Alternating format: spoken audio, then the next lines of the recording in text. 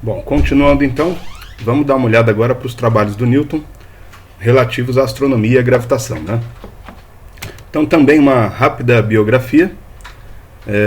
Isaac Newton nasceu na Inglaterra, 1643. Essa data é interessante, reparem, porque eu tinha comentado que o Copérnico, eu já comentei várias vezes, né? O Copérnico morreu em 1543, quando é publicado sua grande obra, né? E 100 anos depois nasce o Newton, então já tinha tido os trabalhos do Descartes, do Galileu, do Kepler, do Tycho Brahe, etc. E o Newton pega esse mar de informações, esse mar de propostas e de compreensões e vai contribuir de uma forma espetacular, né? Também trabalhava com astronomia, com alquimia, com filosofia, ainda não tinha química, né, propriamente dito, era alquimia, que depois vira quimia, depois vira química, essas coisas. Filosofia, teologia, física, matemática, enfim. Das principais obras do Newton, Os Princípios Matemáticos da Filosofia Natural, de 1687, é talvez a maior obra de todas, de importância, né? Mas o Ótica também, de 1704, é muito importante. Bom, 3 leis de Newton que vocês estudaram já nos anos passados, que vale a pena lembrar para a gente poder entender a lei da gravitação. Tá? Então, as leis do movimento, que valem para o movimento de qualquer coisa, são as seguintes. Qualquer coisa no céu e na terra, né? Primeira lei, a lei da inércia, só para lembrar, tá? Para quem eventualmente se esqueceu. Todo corpo continua em seu estado de repouso ou de movimento uniforme em uma linha reta, a menos que seja forçado a mudar aquele estado por forças externas aplicadas sobre ele. Em outras palavras, se a força resultante num corpo é zero, então não tem variação da velocidade, a variação da velocidade também é zero, e não tem aceleração, a aceleração também é zero. Tá? Então, o mais importante aqui é o que eu grifei, que eu sublinhei, né? Se não tem força externa sobrando em um corpo, se não tem força resultante num corpo, se ele estava em repouso, ele vai continuar em repouso. Se ele estava se movimentando, ele vai continuar se movimentando. Tá? O que é mais importante dessa lei é essa parte aqui, de que se um corpo tem uma velocidade, não importa se é 1 milhão de quilômetros por hora, se ele tem lá 1 milhão de quilômetros por hora e não tem nenhuma força sobrando sobre ele, ele vai continuar com 1 milhão de quilômetros por hora sem força nenhuma agindo sobre ele. Tá? Não precisa ter força para ter velocidade. Essa é a grande chave dessa primeira lei. Segunda lei, também conhecida como princípio da dinâmica. A mudança de movimento é proporcional à força motor imprimida e é produzida na direção de linha reta na qual aquela força é aplicada. Em outras palavras, se a força resultante é diferente de zero, ou seja, se tem força resultante num corpo, então vai ter variação de velocidade, vai ter aceleração, de tal forma que a força resultante vai causar uma aceleração num corpo em função da sua massa. Tá? Então, dependendo da massa do corpo, quantos quilogramas, uma força causa mais ou menos aceleração. Tudo bem? Então, as duas leis aqui são praticamente a mesma coisa. Lei da inércia. Se não tem força resultante, não tem aceleração, não muda a velocidade, continua do jeito que estava. Se tem força resultante, muda a velocidade dessa forma aqui. Tá? Com a proporção da massa, que a massa é que vai fazer o equilíbrio entre força e aceleração. E a terceira lei de Newton, lei da ação e reação. A toda ação há sempre uma reação oposta e de igual intensidade. As ações mútuas dos dois corpos, um sobre o outro, são sempre iguais e dirigidas em sentidos opostos. Ou, em outras palavras, quando um corpo A faz uma força num corpo B faz uma força no corpo A com a mesma intensidade, é igual, só que com sentido contrário. Isso vale para todas as forças em todos os corpos. Isso que é importante. E aí o que interessa para a gente agora que é a lei da gravitação universal do Newton, que veio nesse pacote de leis também, que ele foi compreendendo o movimento das coisas, né? Lei da gravitação universal vai dizer o seguinte: todos os corpos que têm massa, né, todos os corpos materiais, atraem-se com força proporcional às suas massas e inversamente proporcional ao quadrado da distância que separa seus centros de gravidade.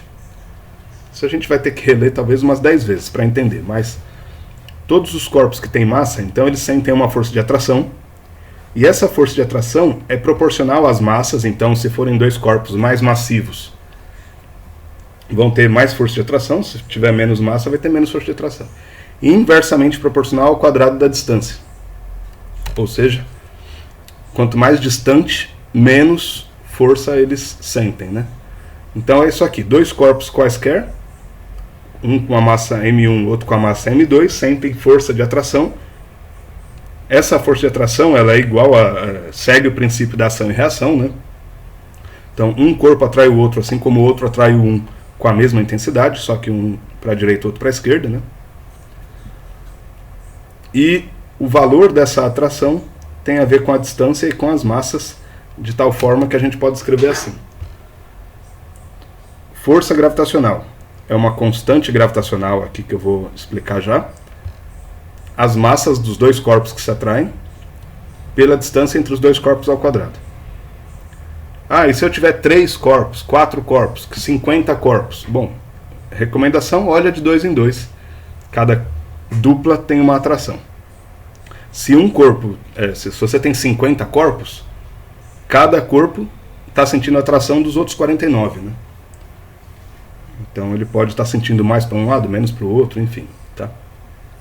Vou falar disso já no exemplo daqui a pouquinho. E é inversamente proporcional à distância entre as duas massas ao quadrado. Tudo bem? Então, quanto maior a distância, menor ao quadrado a força. Tá? E essa constante da gravitação, o Newton ele não calculou ela, não conseguiu, e nem não sei nem se procurou calcular, mas ele entendeu que era proporcional às massas inversamente proporcional à distância, mas não chegou num valor numérico, né? Pouco tempo depois, acho que 50 anos depois mais ou menos, o Cavendish vai calcular essa constante gravitacional e aí você tem uma equação propriamente dita com esse valor aqui, tá? Isso em unidades de medida hoje de Newton, metro e quilograma no sistema internacional, né?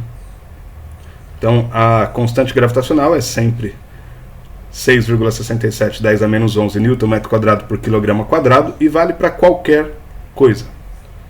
Qualquer coisa é qualquer coisa, tá? Para a atração de uma caneta por um celular até do Sol pela Terra. Tudo bem? Vamos ver aqui os simuladores. Também deixei os links lá para vocês. Ah, então lembra que isso aqui do Kepler, né? Que quando o planeta está mais próximo, ele acelera. O Kepler fala, isso é para compensar a área que tem que ser igual para tempos iguais, né? Então, para o Kepler, essa área aqui ocupada, esse triângulo, tem que ser igual a esse, em termos de área. Então, aqui ele anda mais rápido do que aqui. O Kepler já tinha percebido isso, só não sabia por quê. O Newton vai falar, não, é porque tem uma força de atração entre os dois corpos. Quando está mais próximo, eles se atraem mais. Olha a equação, né? Então, quando a distância é pequena, atrai ao quadrado. Então, aqui se sente muito mais força, acelera mais. Aí volta para cá. Ó. Segunda lei de Newton. Força é proporcional à aceleração. Então, se a força aumenta, acelera mais. Tudo bem? Então, se a força aqui, você está chegando mais perto, tem mais força, acelera mais. Ou seja, muda mais a velocidade. Percebem que é tudo a mesma coisa, a primeira, a segunda, a terceira lei de Newton? Se não tem força, não muda a velocidade. Vou dar um exemplo já. Agora, melhor, né? Que é com esse outro simulador aqui. Vou dar play, ó. Esse aqui é um simulador Terra-Sol, por exemplo. Fora de escala, né? Dá para colocar a Lua também aqui, ó. Olha lá que bonitinho. Terra, Lua e Sol. Né? E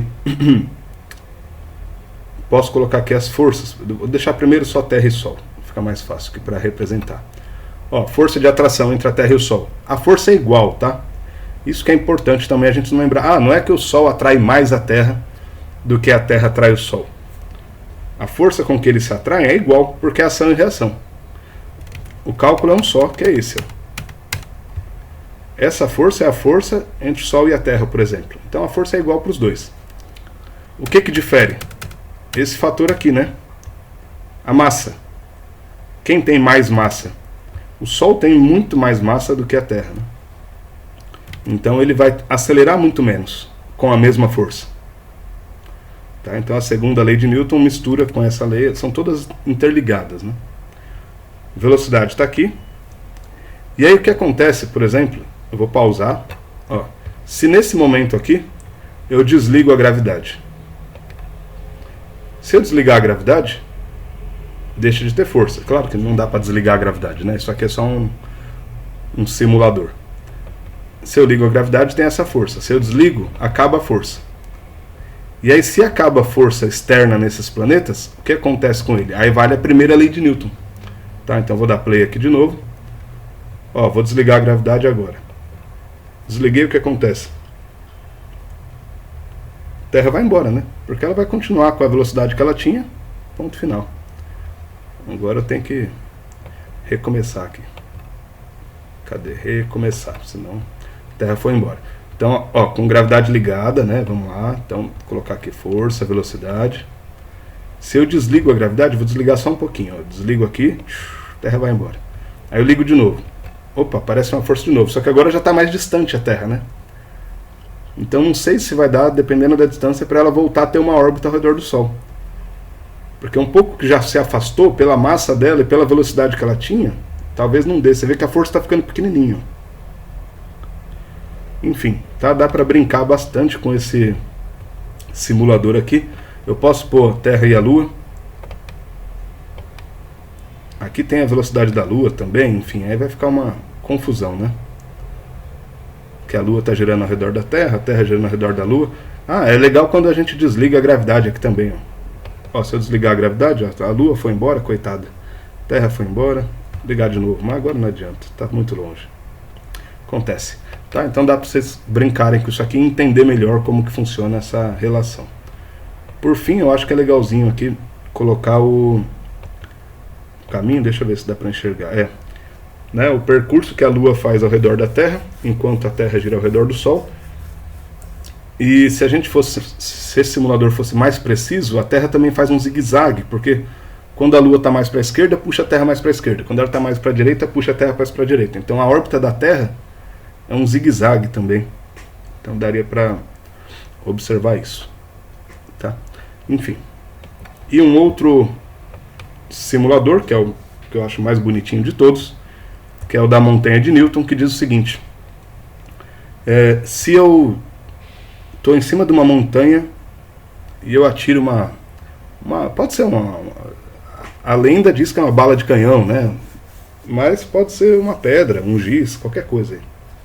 Estou em cima da montanha e jogo um giz para frente com uma velocidade inicial aqui, ó, com a velocidade de 2.000 metros por segundo.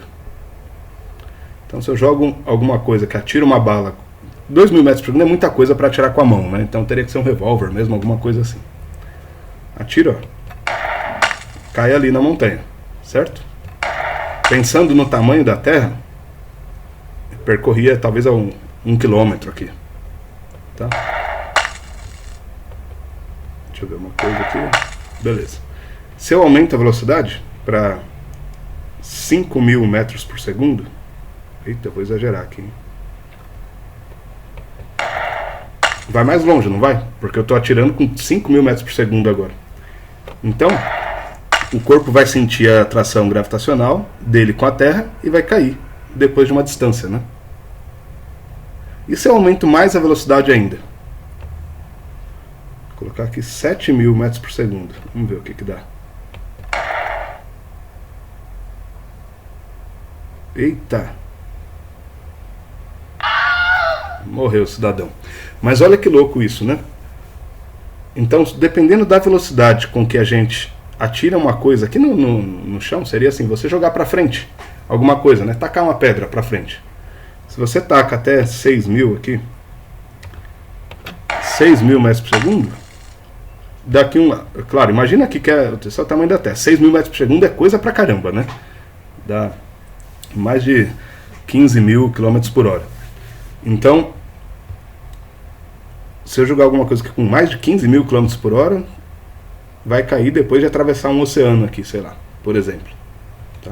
Pensa no tamanho da Terra aqui, vai atravessar o Brasil inteiro. Agora, se eu aumento aqui para 6.500, 6.600 metros por segundo, dá lá uns 20 mil km por hora, já percorreu quase 90 graus do planeta aqui, né?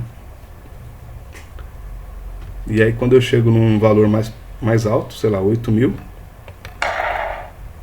Eita, 8.000 acho que dá um problema aqui, deixa eu ver. Ah não, 8.000 dá. Entra em órbita, tá vendo? Então, claro, aqui tem a montanha, que é onde estava o cidadão, que não abaixou a cabeça, pegou na cabeça dele de novo. Mas tem a velocidade de escape, tá? Que aí a gente precisa calcular. Enfim, tem uma série de fatores, mas só para entender o que é a gravidade. Tá? Então, quando alguma coisa está em órbita, se vocês ouvirem assim, tal coisa está em órbita, Estação Espacial Internacional, a Lua, os astronautas, é porque não tem gravidade? Não, né, meu filho? Se não tivesse gravidade, ia embora, não ia ficar em órbita. Né? Lembra disso aqui, se não tivesse gravidade, se eu desligo a gravidade aqui, vai todo mundo embora. Tudo bem? Então o fato de ter gravidade é que faz com que as coisas fiquem sempre caindo e nunca caiam. Tá? Isso eu acho que é o mais bonito. Tá sempre caindo e nunca cai.